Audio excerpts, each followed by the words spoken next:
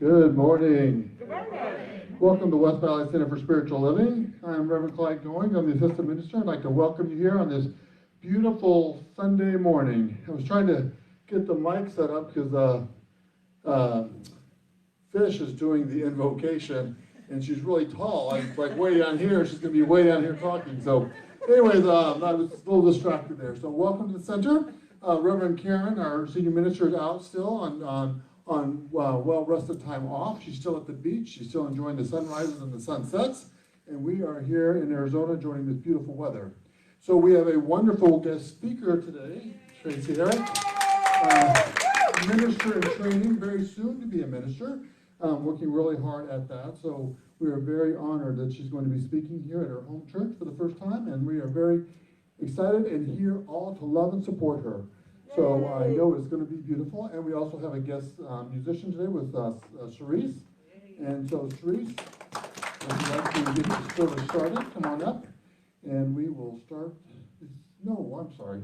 I'm all confused now. I'm going to make up a song really quick. All right, guys, I'm all confused. So what we're doing instead, if everybody would just settle comfortably in your seats, and we will play the centering song. And then we will start with our invocation with Fish. Thank you.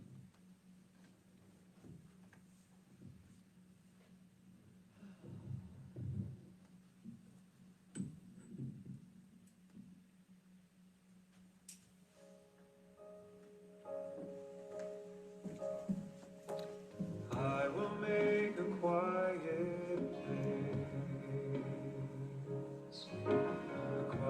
place within my heart,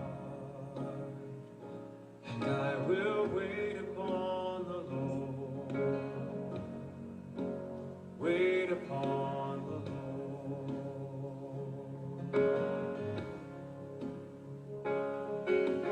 I will make a quiet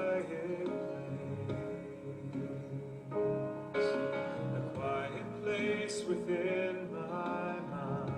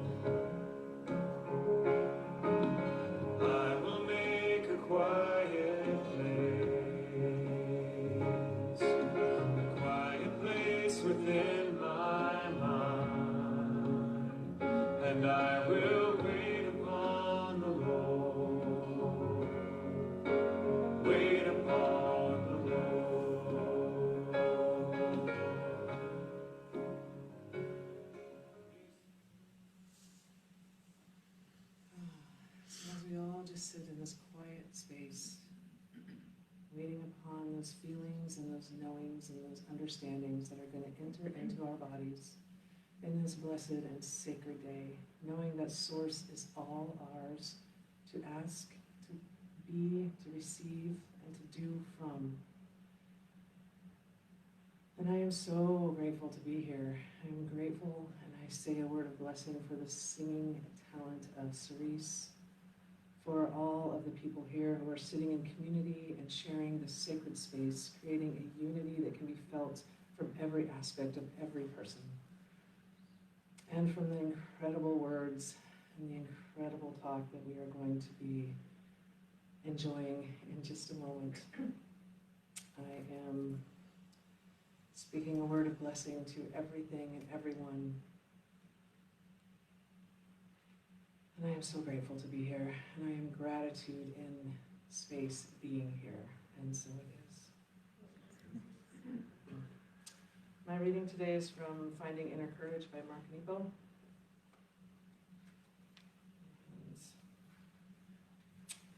If you bring out what is inside of you, what is inside you will save you. If you fail to bring out what is inside of you, what is inside of you will destroy you. The cultural anthropologist Angeles Arian has discovered that every indigenous culture on Earth shares a common description of the cycle of experience. Though stated and honored in many ways, the central wisdom essentially says, what is not integrated is repeated. Just what does this mean? It means that it doesn't mean that any of us are exempt from pain or chancing into the territory of injustice. It doesn't mean that we will not see things break down or fall apart. What it does mean is that whether pain and suffering will have a proper place in our lives depends on our efforts to integrate our experience into wholeness that then releases its wisdom. You can see that we always have a choice between the effort to integrate, to surface and join what life brings to us, or to hide and disintegrate what life brings our way. For the opposite of joining is not static, it becomes destructive. To state the case plainly, there is rarely a neutral place in between. Those who are not busy trying to integrate are busy disintegrating. So we don't have the luxury of sitting this one out. Still, the courage to be conscious and caring will alone mitigate our suffering. For the courage to lean into what needs to be joined, instead of hiding from it, will keep our brokenness from spreading. A reoccurring theme of wakefulness is that facing, feeling, and accepting our own suffering keeps us from reenacting it in others. Let's contemplate that for a moment. And so it is.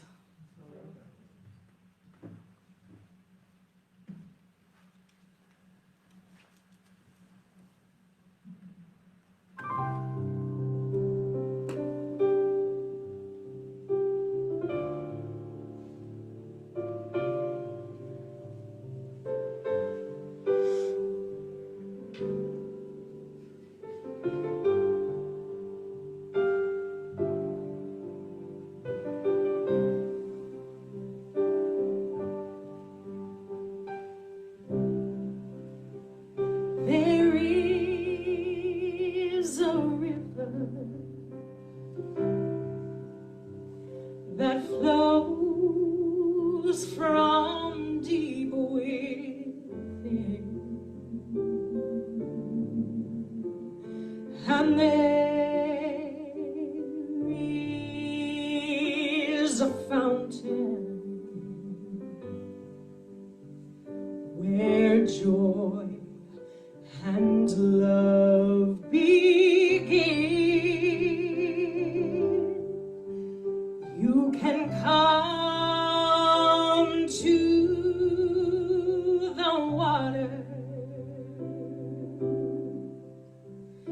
There is a vast supply, for there is a river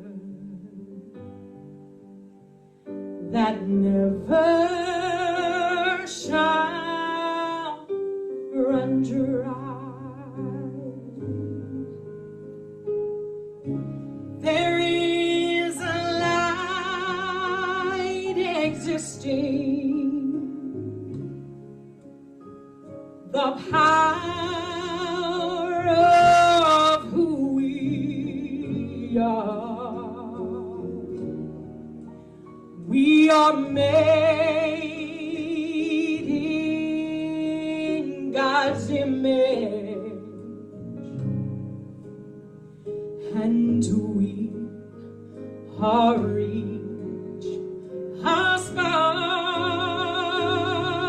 Oh, we know our lives are made of what we choose to plant and tend,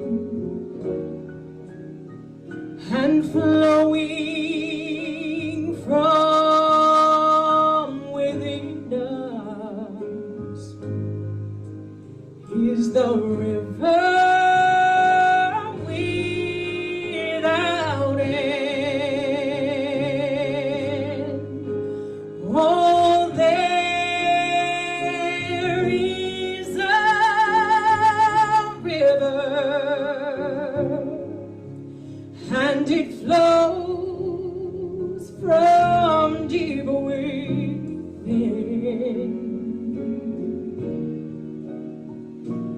There is a fountain where joy and love begin. You can come to these waters.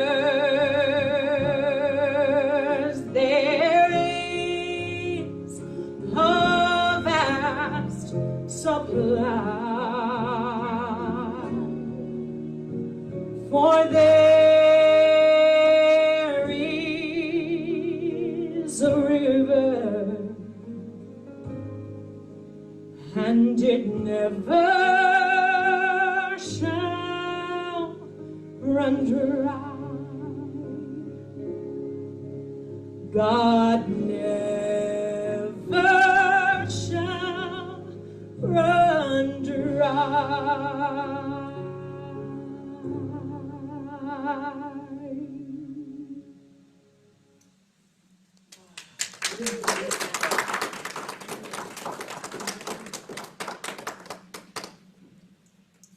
Good morning, West Valley Center for Spiritual Living. How are you doing today?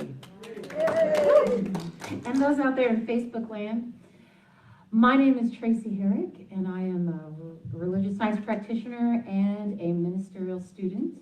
And I would really like to just first start off by thanking Reverend Karen for allowing me to have this moment today and the support of Fish. And I put up an order to the universe to have Cerise here, and I can't, that's what my talk is about, and I can't believe every time it happens, it totally amazes me. And to walk out and see my family,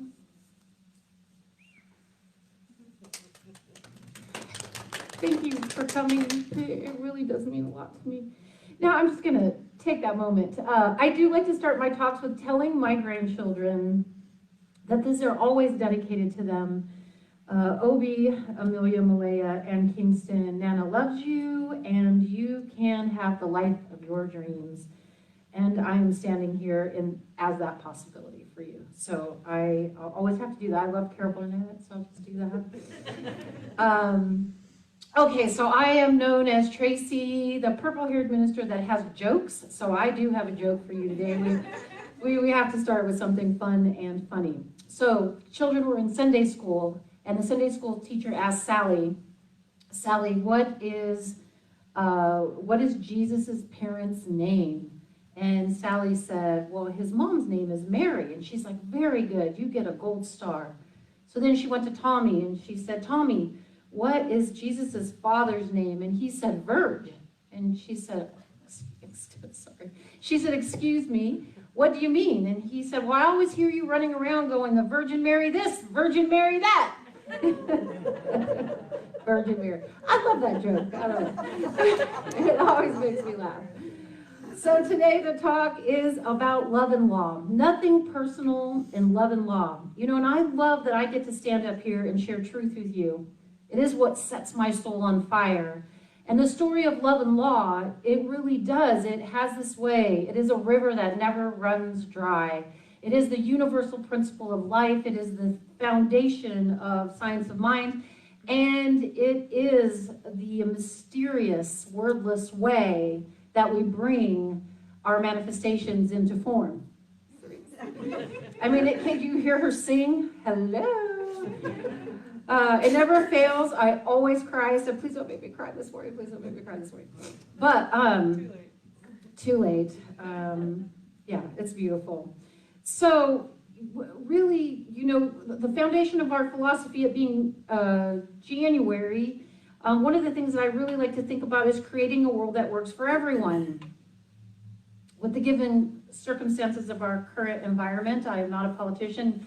You can ask my son Travis, I know nothing about politics. But I do look out and often find myself asking, what can I do? How can I make a difference when I see what looks like the world falling apart to me? And the truth is, creating a world that works for everybody starts with creating a world that works for you.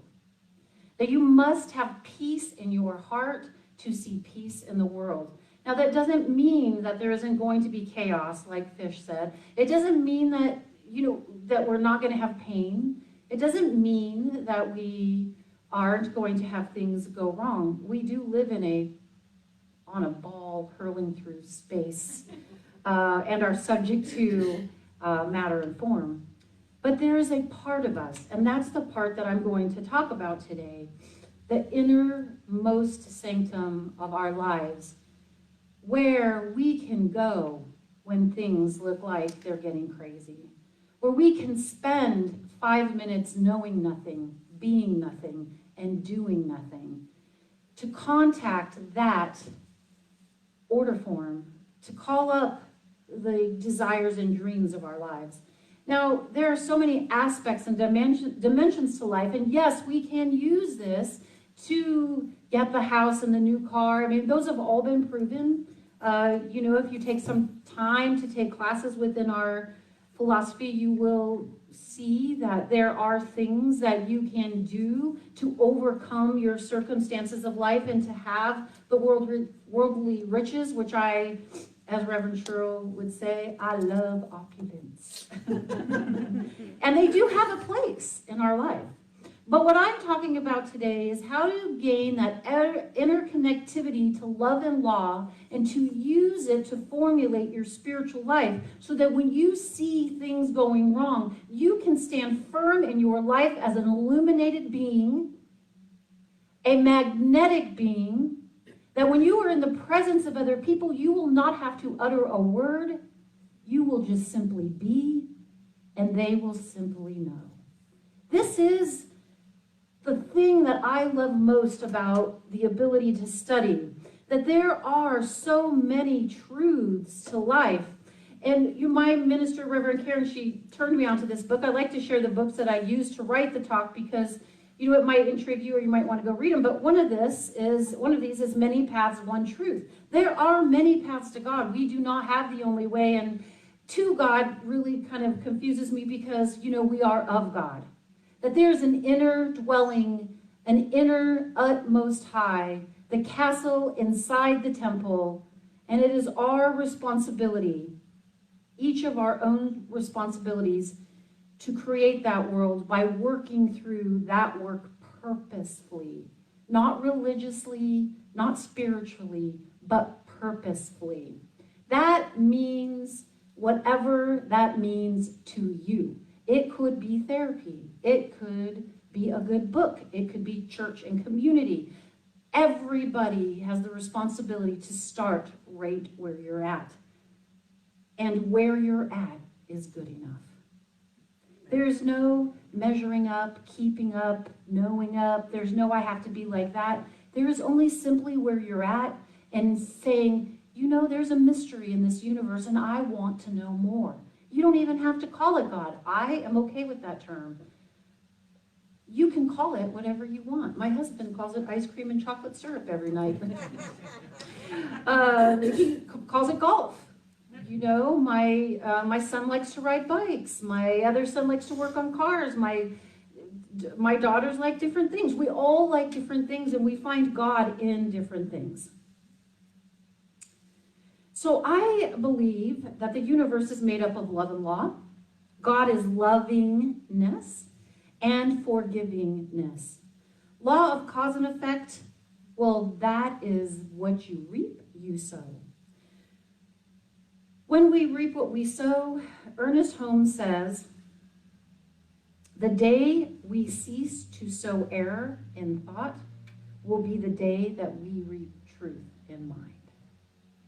What is error in thought? Error in thought is a discordant belief that you have about your truth, which is love.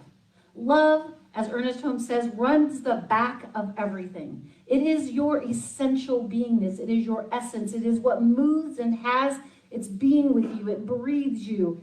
It gives you insight. It upholds you. It birthed you. And it is a great mystery, very wordless, but as best we can, we try to find words to explain it. So this is law. Law, you reap what you sow. And this isn't about being nice. This is about your belief system and what you put out to the world, where you give your time, attention, authority, and discernment is what is created in your life. Now, there are things that happen, and there are things that go on, but if we stop to take those silent moments, we will directly see how we are responsible for our view of the world. And my view of the world is different than yours because I was raised differently. I have different preconceived notions. I was raised by my parents. My children were raised by me. God help them all. They, we all have our own set of circumstances of things that were shared and passed down, and that we must start to question and ask, is that true about me? Is that true about who I am? How do I stand in the place of illumination and magnetism? And the answer is by recognizing the belief system and the orientation which I move through life. Am I opinionated? Am I judgmental? Am I loving? Am I forgiving? And I suppose we could be talking about that in direct correlation to other people, but what I am talking about is direct correlation to you. Nobody is with you in the dark hours of the night when you are standing in the mirror looking at yourself, wondering why you didn't get that job, or wondering why your husband left, or wondering why your dog. Nobody is with you most often in those quiet hours in your mind, I'm saying. Or when you got married or had the life of your dreams or got the house that you want, and then you recognize that these things are fulfilling in a certain dimension of life. For the upside and the downside seem to have or point us into a direction of a deeper spiritualness about our life that we really, I believe, must come in contact to not be affected by what's going on out there. To be able to stand firm in something. And it doesn't have to be this something, but it does have to be something. A certain freedom beyond the mind, beyond the conditioned mind. A certain freedom that is available to everybody when we allow the sadness and the joy to arise in the same moment and recognize that that too is God. But that we are not pinning or hanging on to these things for our happiness or using the sadness for the direction of our life. We are not victims, and we all are born of choice, and this is what love and law gives us, is choice. Love is choice. Law says, go ahead, make my day. I want to give you your dreams. It is impersonal. It doesn't withhold. It works for everyone, whether you are consciously using the law or not. It is working for you. And better to use the law consciously than unconsciously. But by nature, every religion, everybody, I would assume as a whole, recognizes karma, or what you do today is your tomorrow. And it is done in here. And very rarely do we walk around, unless you're me, because I tell everybody everything. I'm an open book. But very rarely do we talk about what's going on in here. We might go to a therapist. We might talk about that. And you know what I love about Sue? I was writing this talk yesterday, and I was having a me moment. I'm not good enough. This mess, right? Oh my God, what if I disappoint people? And I just got quiet. I said, no. Life did not bring me this far and inspire me to take action to let me down. It just doesn't happen. The only thing that's letting me down is my thought about what I think is going on. And in that instant, I got a text message from Sue, who said, I'm just really worried about letting people down. And she said, Tracey, I'm so happy that you're worried, because it means you love us. And that I love you and we love you. And I just cried for like 15 minutes, and I said, okay. And I allowed that sadness to arise. I allowed it to be present. It has taken time for me to learn to sit with the bodily discomfort that arises with sadness. It is very difficult. If you have a stark moment of sadness or depression, to sit with that, I feel it here, and I sit and I sit and I sit, and then, at some point I'll go, I can't take it anymore, and then God swoops in with a message, or I call Fish and we have a 3-hour conversation, and I said, I hope this translates in the talk tomorrow. But that is what love is about. Love needs nothing from you. Love does not need a story. It is ever present, ever giving.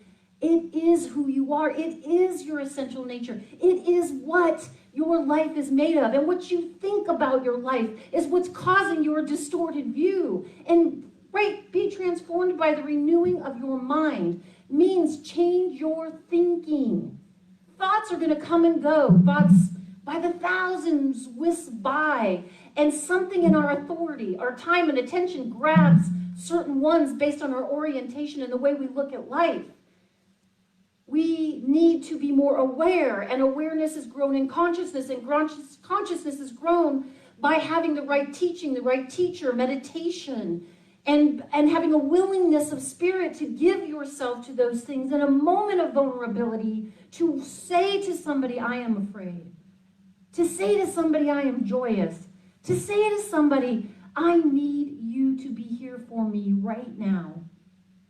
I had a conversation with my son, and going to school, it's a struggle. School for me is a struggle. I learned that I not only have ADHD, does that surprise anybody? No. But I am dyslexic, and it was a profound moment to understand the way my particular mind works, but something that because I studied, did not have to tie my wagon to as me. It was more of a discovery.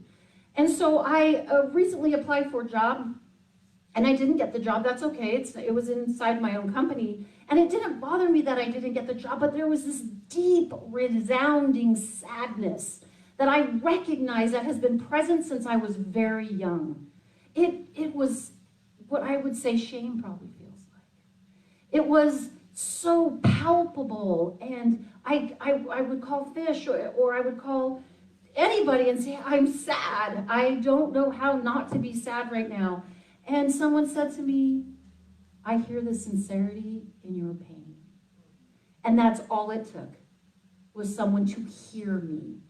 I had to have the vulnerability to be open, and somebody else had to have the vulnerability to hear. Law needs you to hear. Lovely needs you to hear. They work in conjunction with one another. So back to my story about my son.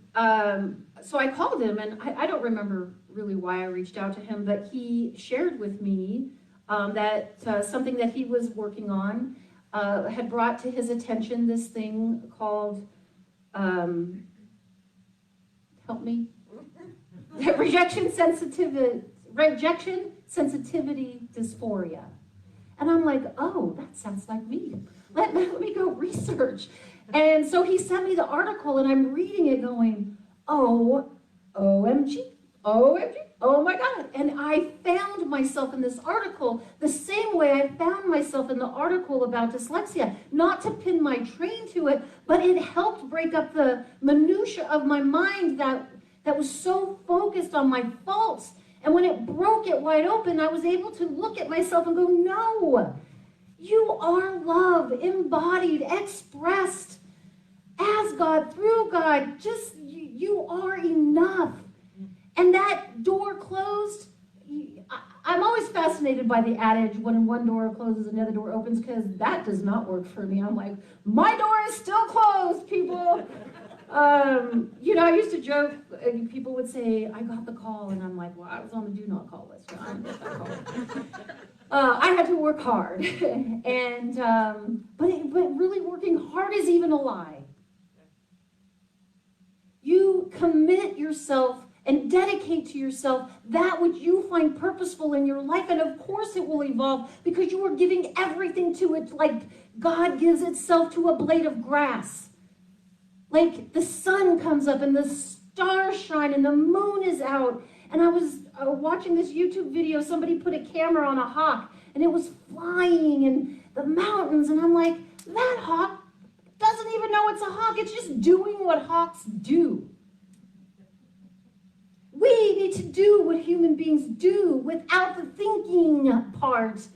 It is what messes us up. If we do not transcend or evolve above the minutia of the mindset without finding a positivity that says, insert here, life is going to be a little more challenging, but not impossible. You will get through it. But I prefer to find a way to get through it being able to speak about my sadness, but not living in my sadness.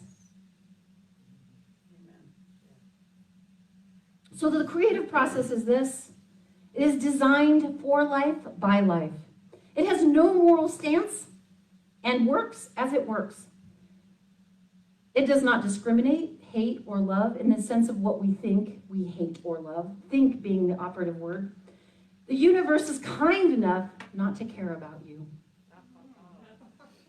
Can you imagine a universe that cared about you? We would have to measure up. We would have to imply the pedestal rule that I'm responsible for your spiritual growth.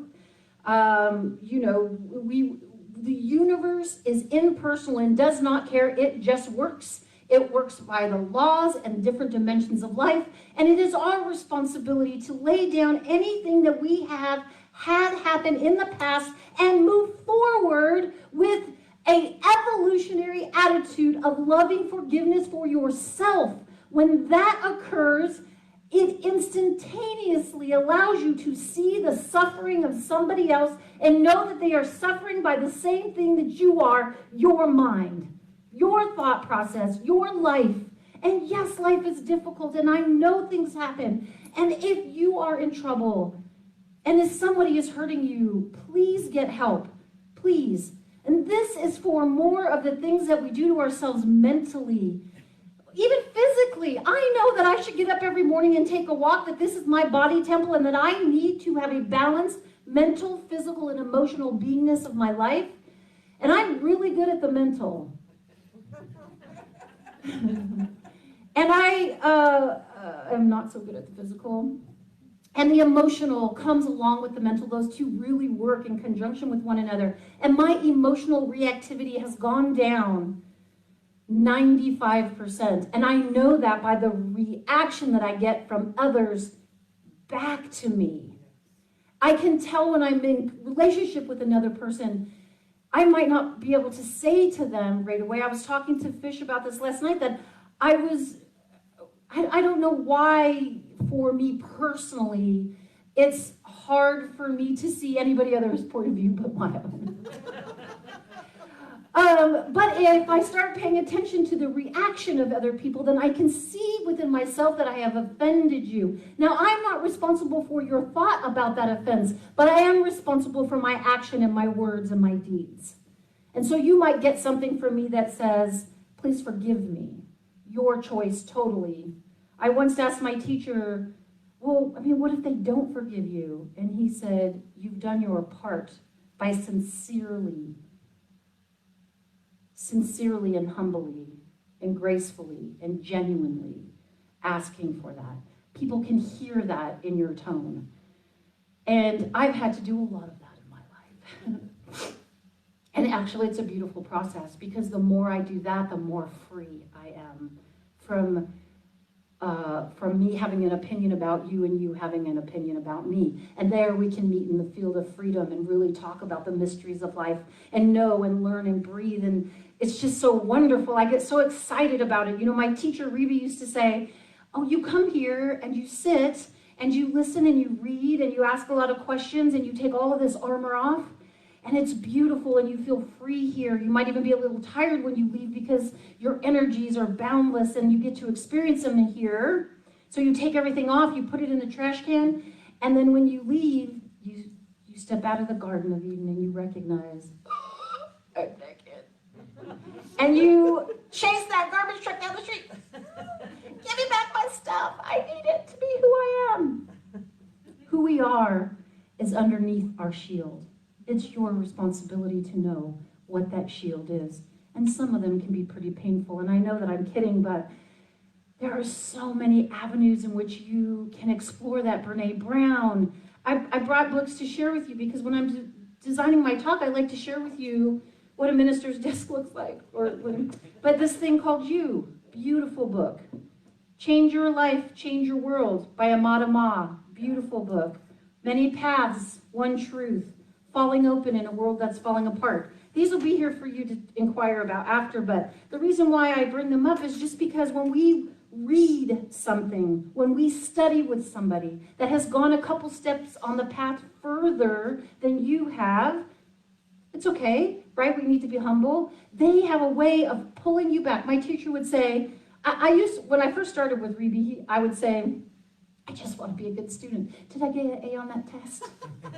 And he would be, no. What are you talking about? And I said, oh, I just want to be your best student. And he said, let me tell you something. Don't rely on the appreciation of anyone but yourself. And when you do that, you will show up wholeheartedly with a willingness to climb Mount Everest. And do not put anyone ever to look up or down to anyone. Everyone is equal, and there's nothing that you're doing that's better than anybody else. There's no spiritual piety in what we do here. There is more of this is the way we have chosen to do it, and we are inviting you along on our Ferris wheel to freedom. Right. And we use the topic of love and law to do that.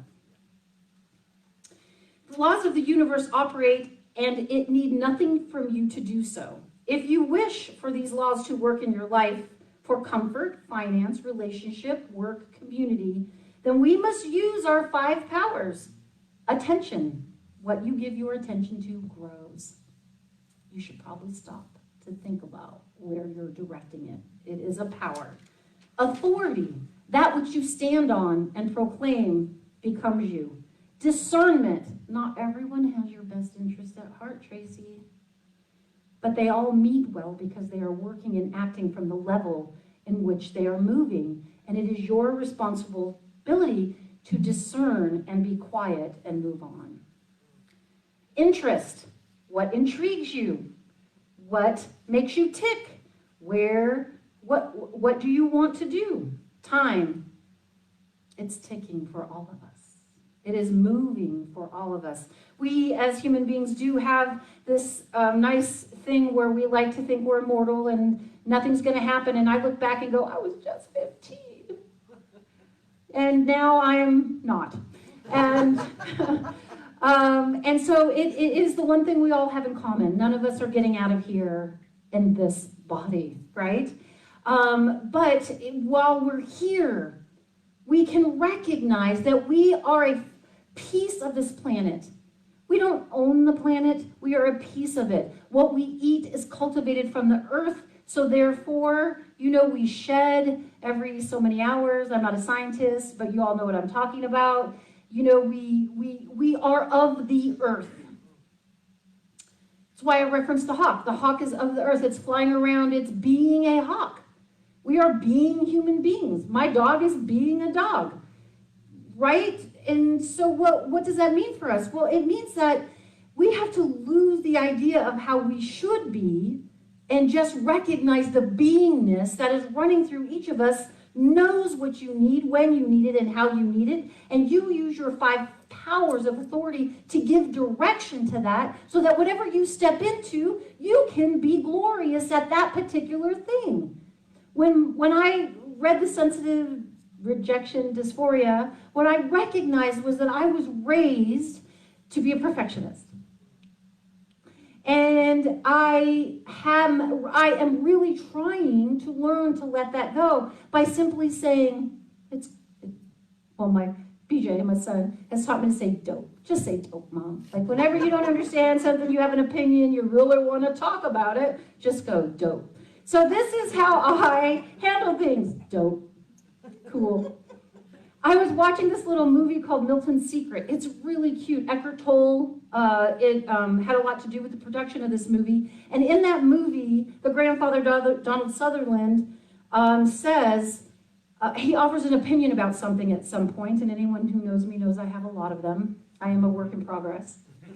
But he offered, and then he retracted, and he said, oh, please forgive me. And I'm like, I know that. And so it made me want to watch the movie a little bit more. And he said to offer an opinion or a suggestion is like telling someone, I don't see you. So through my life, I probably did not feel seen a lot to develop this habit of perfectionism. And I probably even passed that on to my children. And I am taking a stance in my life and my evolutionary role to break that cycle so that they can be to their children a loving, illuminous being that projects nothing but love, but a firm hand. This isn't about being a doormat. This is about that there is something that functions within each one of us that knows what each moment needs. And if we don't act from the mind or what we think the moment needs, then what the moment needs naturally arises. But we have to learn to be quiet to experience that, to learn to trust it, as Reverend Cheryl would say. So when I'm having a moment, I call a lot of people, mostly I call God, aka Reverend Cheryl. And she sets me straight. Reverend Cheryl's my mentor. She reminds me of my wholeness. She tells me my truth. She shares her beautiful stories with me. And then she'll be like, you just don't know. And I'm like, what don't I know? And she's like, your truth. Yeah. And I have to go, oh, I was believing the discordant thought, which, by the way, is so real. When you're thinking it or you're believing it or something's happening, that I have to stop. I learned from another teacher that I studied with, Cindy. She's like, you know nothing about no one else. You know nothing unless they have shared it with you. And the only way you can help anyone is to ask a question. And stay away from why. It evokes defense. The ego does not like why. But if we just said, hey, what's going on? How can I be here for you? I noticed it seems like something's off. May it be of service. There are a lot of ways to take time.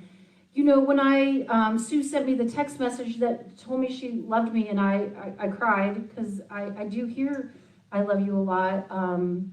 But there was something in the genuineness of her message that I know she truly wanted this for me. She's been a personal advocate, but I know that she loves me.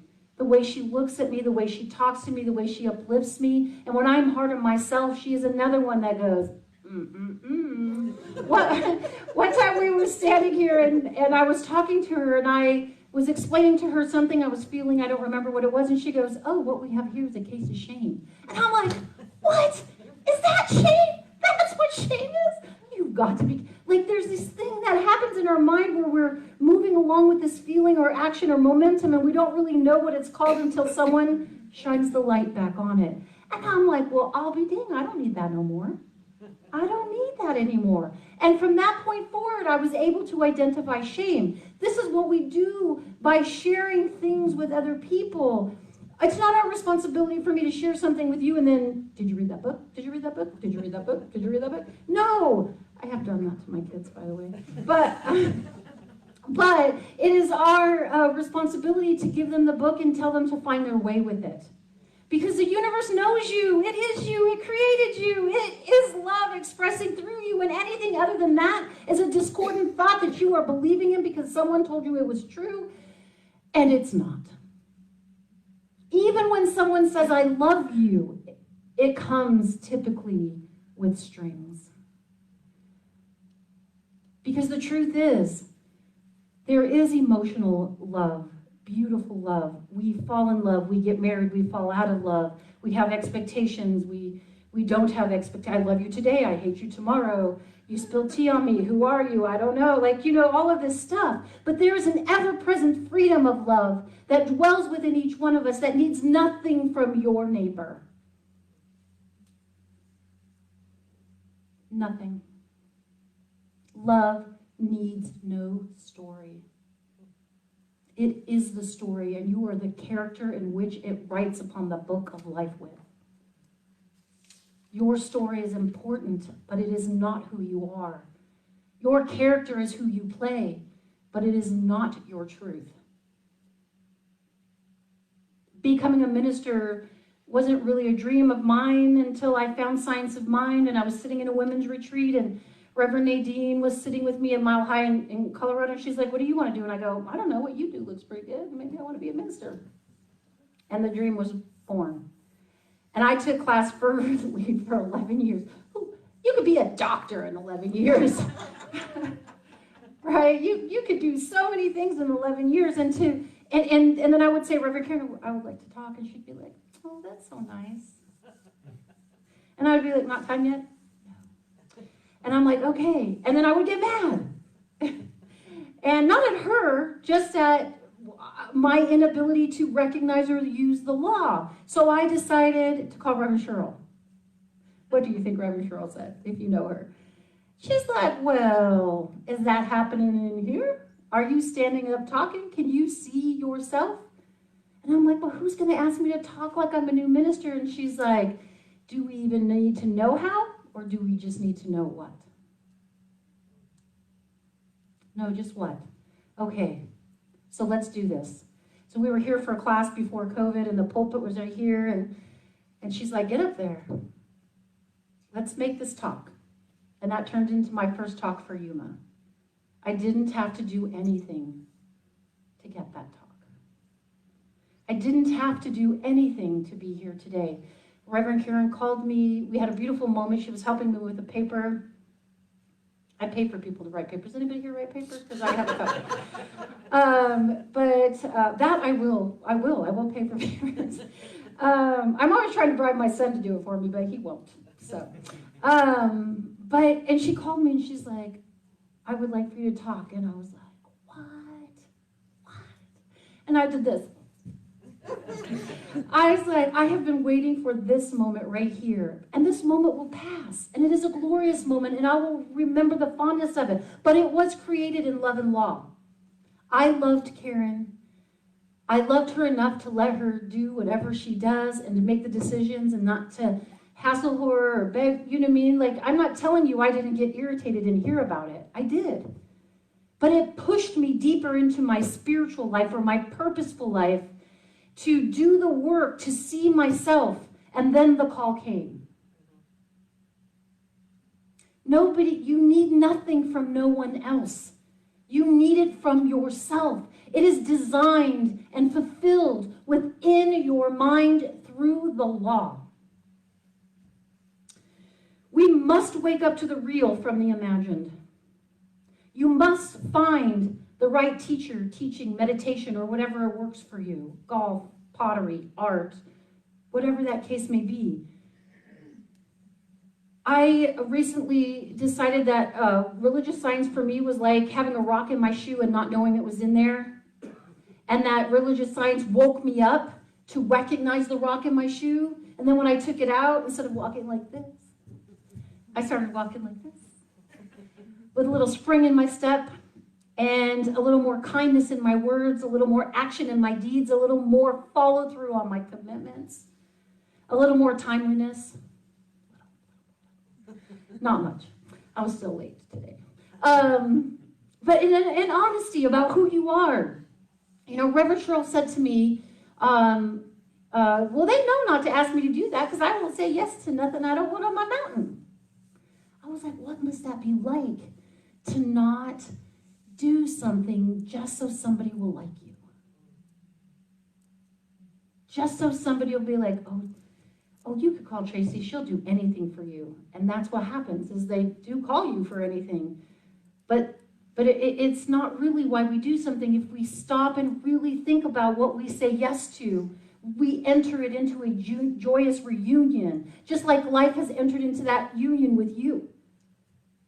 It's your responsibility to find the joyousness of your life, and then other people around you will be joyous, and you'll be a magnetic being that is just booming with possibility and potentiality, because that is what the universe is. And if it is you and you are spirit and you are, then it is fulfilling itself through you, and your job is to get out of the way, to get that discordant thought out of the way. Stop looking to the unreal for the validation of the real. The natural result of becoming more conscious is a better use of your attention, authority, discernment, interest, and time. We recognize the use of the law. Energy flows where attention goes. And you are using the law even if you are not conscious of it. We talked about that. This is the creative process designed by life for life, and it does not know good, bad, right, or wrong. It doesn't have a vendetta against you. It isn't, well, I guess it has to be that way. No, it doesn't. Even joyous people want more joy. Rich people want more richness. Poor people want more whatever, right? I don't even really like to say that people are poor because you're just at where you're at, and no one's told you you don't have to be there. They haven't come along to take that rock out of your shoe. What is your rock? And who do you think will come along to take it out for you? Chances are, if you stop to contemplate through meditation, yes, the teacher comes when the student is ready, but the teacher has probably come many, many times. You are never doing this alone. We are not alone. The great teacher Jesus said, with man, this is impossible, but through God, all things are possible. Ernest Holmes says in this thing called you, and I'll finish with this, maybe. I belong to a universe in which I live. Oh, first of all, I want to say this thing called you. It is written in third person, but I went through and changed everything to first person. And the profoundness of it changes the whole, it shows you your sense of responsibility to the universe. But I belong to a universe in which I live. I am one with the creative genius back of the vast array of ceaseless motion, the original flow of life. I am as much a part of the sun, the earth, the air. There's something in me telling me this, like a voice echoing from some mountaintop, some flowing river. An inward vision, like a light whose origin no man has seen welling up from an invisible source. My soul belongs to the universe. My mind is an outlet through which the creative intelligence of the universe seeks to fulfill its true nature.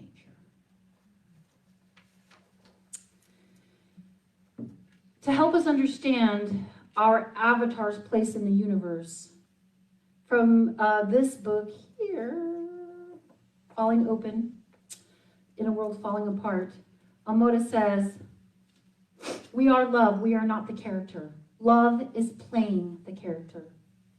The most vital thing about life is to realize who you truly are. You may express it in different roles, being a mom, a sister, a wife, a rebel, an activist, a leader, an innovator, and at some time in your life. And this is the essential nature of the character you play. But your primary responsibility is to know the truth of who you are as a conscious human being and to live this truth in every cell of your being, metaphorically and literally. So I'll leave you with this quote. You, my beautiful beloveds, are love expressing as, insert name here, you are love expressing as Tracey. I choose to take more direct and simpler path to my true self. The answer is within yourself. These are the words of Ernest Holmes. Today I sit and wait upon the Lord my God, life, in quotations, to unfold perfectly in accordance with the beingness of my true nature. Love needs no story. It needs you to fulfill its story. And with that, I will close. And I'm so deeply grateful. We will wrap that up in prayer. Right here, right now, in the presence and the freedom and the movement of life that has its way with me. That when I am humbled and I speak the words of humility, thy will be done. That which is Tracey steps aside. That which is you steps aside.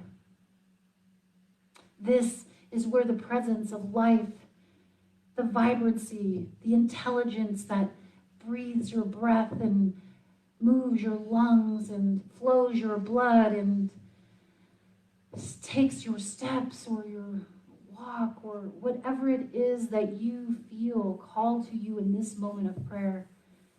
That these words go out beyond this building and out into the atmosphere to all kingdoms, to all families, to all communities, to all groups.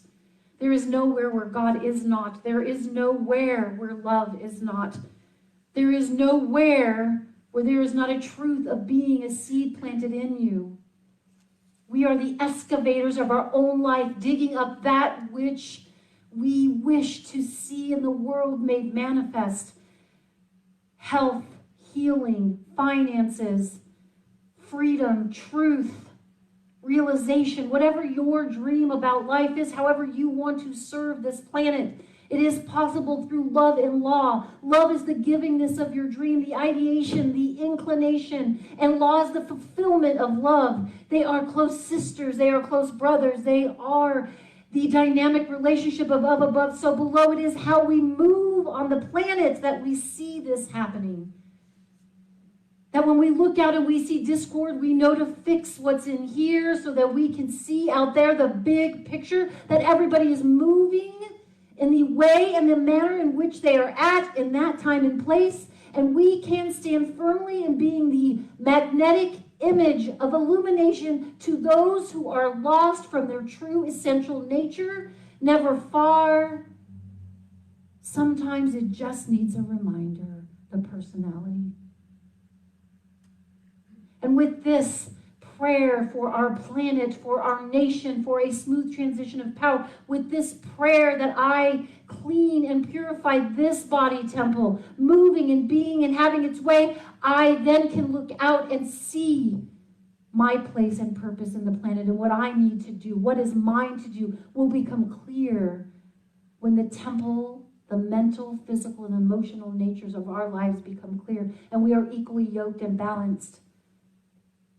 God wishes to know you at the depth of your being because it is you. It is the back of who you are. And with this, I know that the resounding yes to life is echoed through the universe, that this is our practice this week, is to know ourselves as greater, to recognize that you are love expressing, and to release these words into the law, knowing they cannot be returned void because we know love is law, and law always responds in kind. And so it is.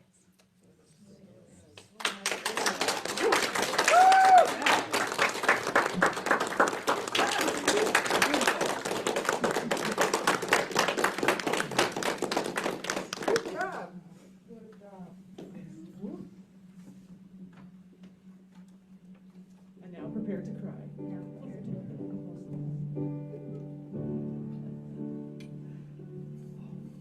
Get ready, my soul.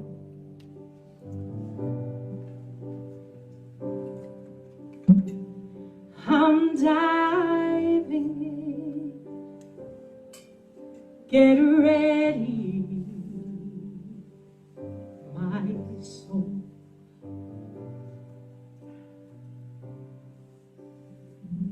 I'm diving in to the deepest kind of love,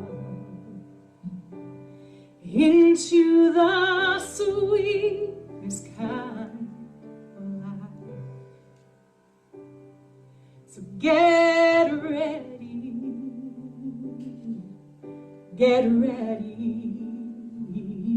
my soul.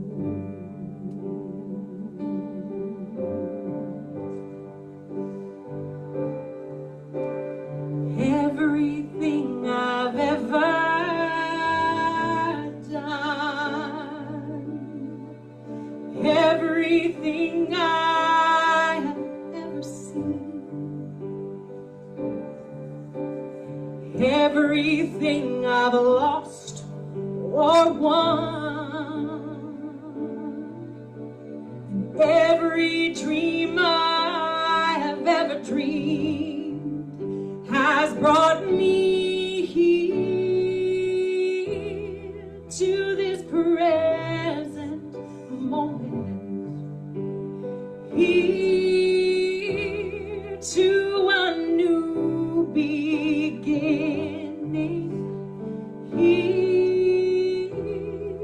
and I'm seeing life so clearly now. Get ready, my soul.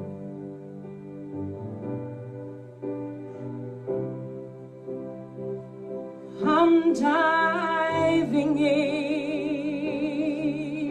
Get ready, my soul.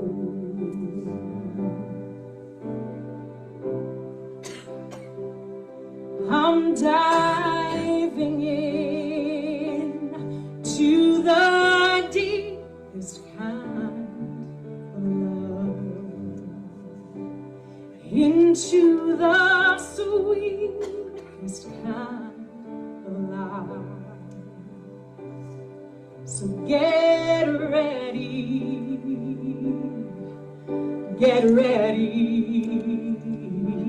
my soul.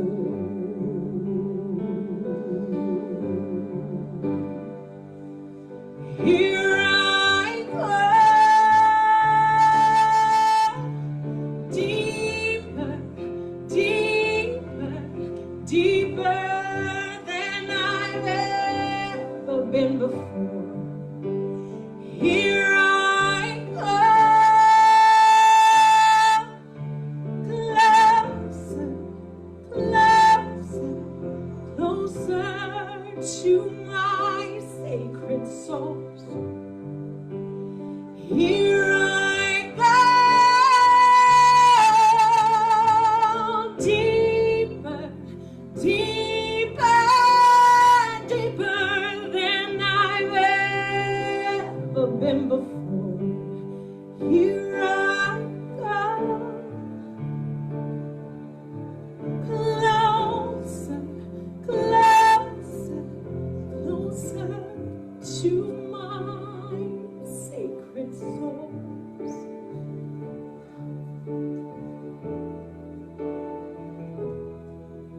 Get ready, my soul.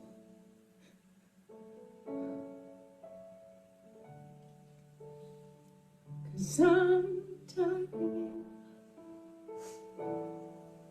Get ready, my soul.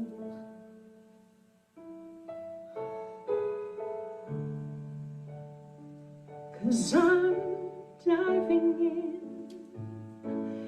to the deepest kind of love, and I I choose the sweetest kind of life. So get ready, my soul.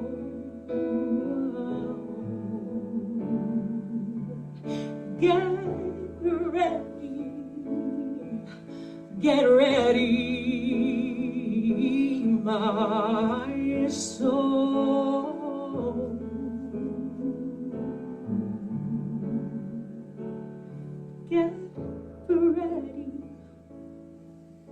Get ready,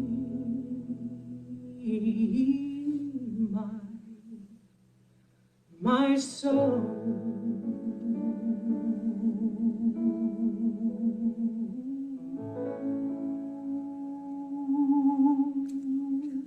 Wow.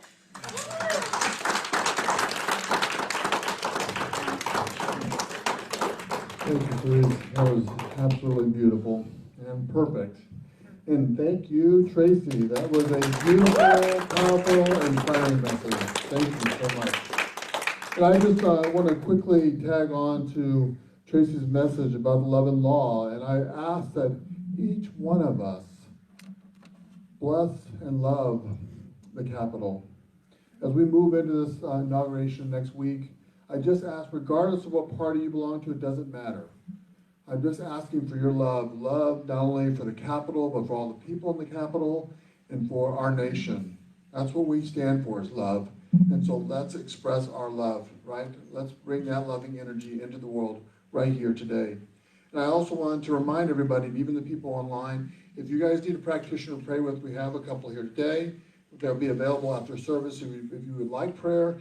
And then if you're at home and if you want prayer, you can call up to the center. We can schedule some time to pray with one of the practitioners. We're available for you always. So please, we're still available even though we're not meeting regularly, right?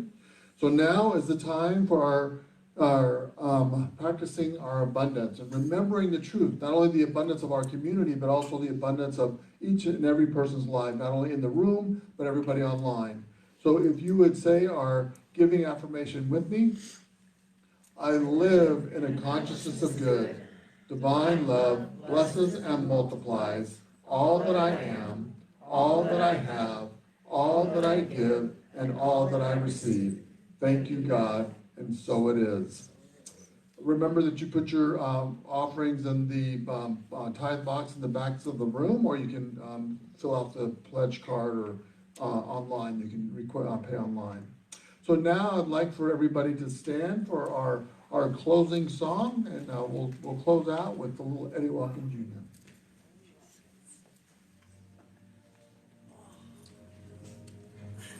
Oh.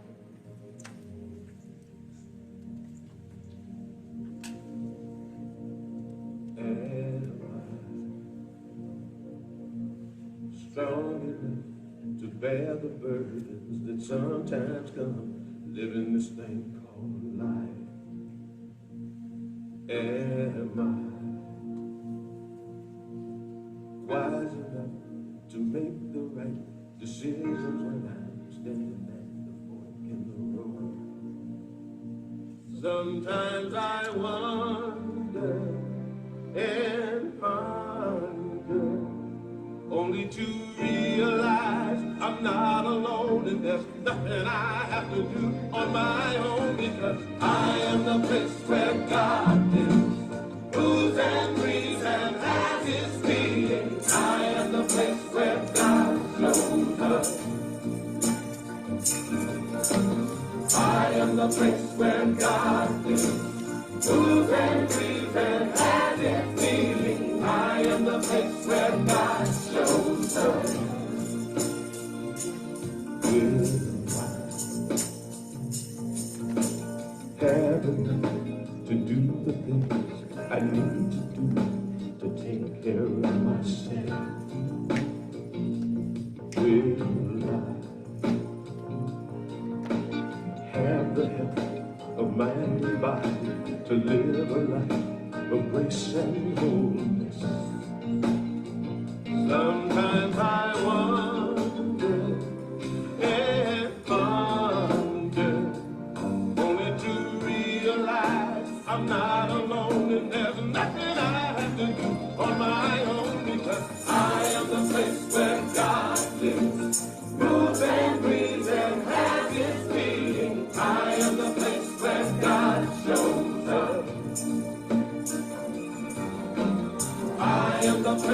when God lives, moves and breathes and has its being. I am the place where God shows up. I am the place. I am the place where God. You are the place. Moves and breathes and has we are the place. I am the place where God shows up. I am the place.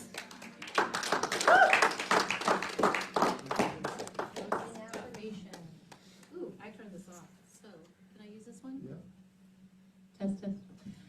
All right, I am going to send you off knowing, saying after me, that this is my temple. This is my temple. All life moves through me All life moves through me with divine perfection, with divine perfection. whole love, wholeness and love, Wholeness and love. and it is magnified. It is magnified and given out And given out and received back and received back tenfold. tenfold. Move through your week with love.